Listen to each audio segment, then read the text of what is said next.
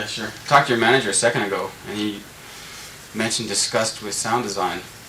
What, did they just fail to push you at all? And what exactly? I don't really know. I just didn't really hear from them. You know, I'm not really quite sure what happened there. What about the actual album itself? I mean, what was the response to that, say, back home? Well, it was never put out anywhere but Japan. But Japan? Yeah. Is that right? Yeah. And they said it moved about 7,000 here. Yeah, So I don't. What kind of feedback did you get on it, though? Nothing.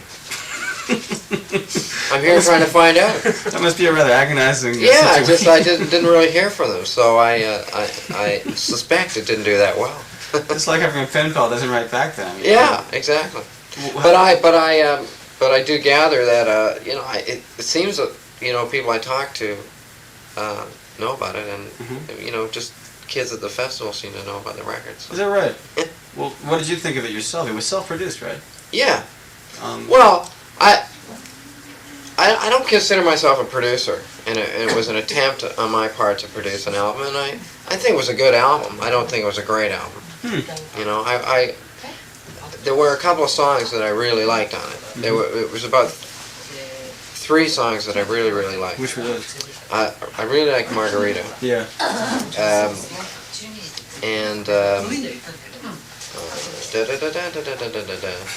Boy, I'm real bad at my own titles. But there were 2 on the second side. Oh, Thieves. Thieves and Dance With Me. Okay, yeah. You were very pleased with those, huh? Yeah. Well, what was a great album then, if that wasn't a great album? Of mine? Of your catalog. I haven't made a great album yet, I don't think. Come now. Well, I don't know. I'm never satisfied. Well, which are you most proud of? We'll put it that way. I think the one I did with Jay Graydon. Blue Desert. Yeah. It's different.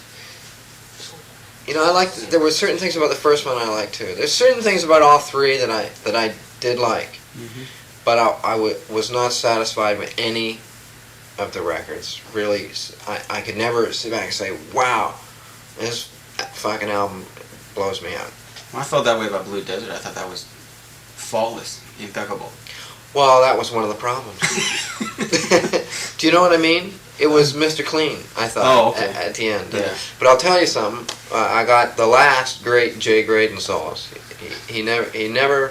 It was like the Thriller in Manila. Yeah. You know, he never. I don't think he ever played as good again, because he doesn't play really anymore. Yeah, it's amazing. Well, of course, I think you and Steve Kipner got the last. That's right. Yeah, he put That's that right. on. And when he did the guitar on my record, he hadn't been playing for about 2 months. Is that right? So he hadn't lost his chops, but he was real happy to pick up the guitar again. So I mean, it took him a few minutes, but then he was burning. Why was your collaboration with each of these people limited to one record? Like, first of all, why Gary Katz on only one record? Because I asked Gary to do a couple things for me, and he didn't want to do them. And that album was a very tough album for me to make. Gary isn't so much a producer. He is, Donald Fagen is basically responsible for Steely Dan. It's not so much Gary. Gary, to a certain degree, I mean, he can hear when something's not right, but he doesn't always know how to get it right.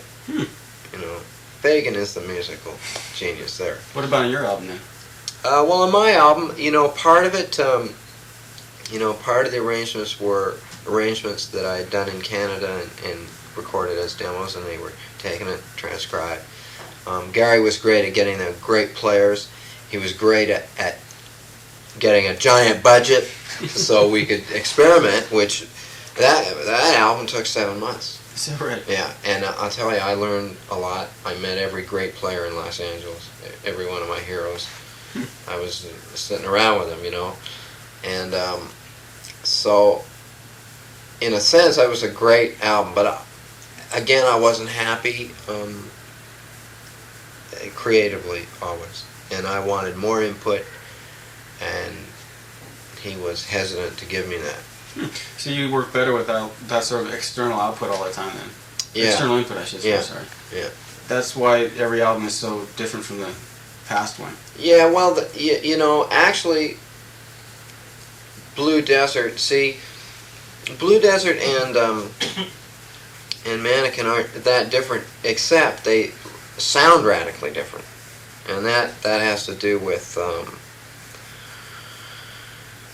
you know, the way the producer hears. You know, I mean, we use Roger Nichols on one album and Jay Graydon engineering the other, and they perceive sound in a radically different way. But the third album, The live one. oh, the live one. Well, That doesn't count. no, oh, Okay. that's not studio. The third album, again, you know, it was engineered, and it was. I think the sound is right for the record, but I'll tell you, I have a very different idea of sound right now, and the next album is going to be really different. And who do you plan on getting to produce and engineer that one? Well, I've spent so much time demoing this stuff, and really demoing it because I've been using drum machines, and that all the arrangements are basically set. I'm gonna get a guy named Jay Gruska to help me arrange some stuff. Do you know him? Sure do. And I have an engineer from Canada who's just moved down to the States, and he's done a lot of work with Yes. And he is going to help build a studio at the management company, the mismanagement. And so he's going to engineer, and it's he's an exciting sound guy. So the whole thing's in the works. You just need what, the budget of a record company to back you up then? That's all you're waiting Yeah, for? see, I got hung up with, I don't know if Kenny told you about Atlantic, but that was well, Ahmet Erdogan signed me to Atlantic, and about a year and a half ago, and you know, it was great until I signed, and then he wouldn't let me start. And we had a couple starting dates, and then they go, not enough like Michael Jackson. You know what I mean? We're having second thoughts all the time, and I was just going around in circles trying to please the record company and please myself at the same time, and it just was not working.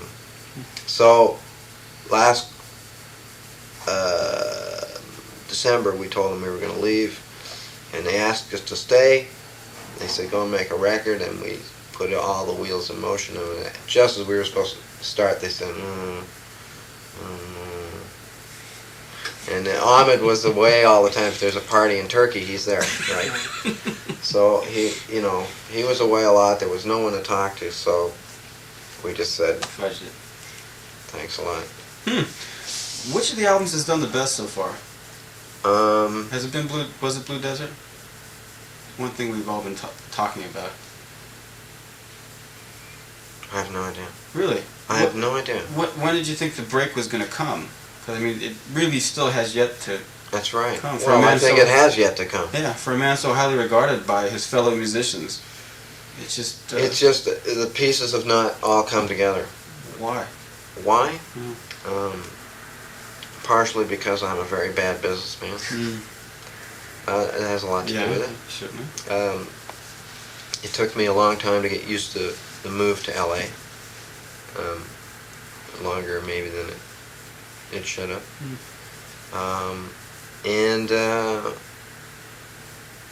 And this thing with Atlantic hung me up for a year and a half. You know, but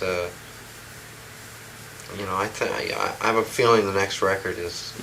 You know, I feel that the elements are mystically coming together. Well, what kind of stuff you do back home there? Just sit around and concentrate on songwriting, or That's what I've been doing. who pays the bills?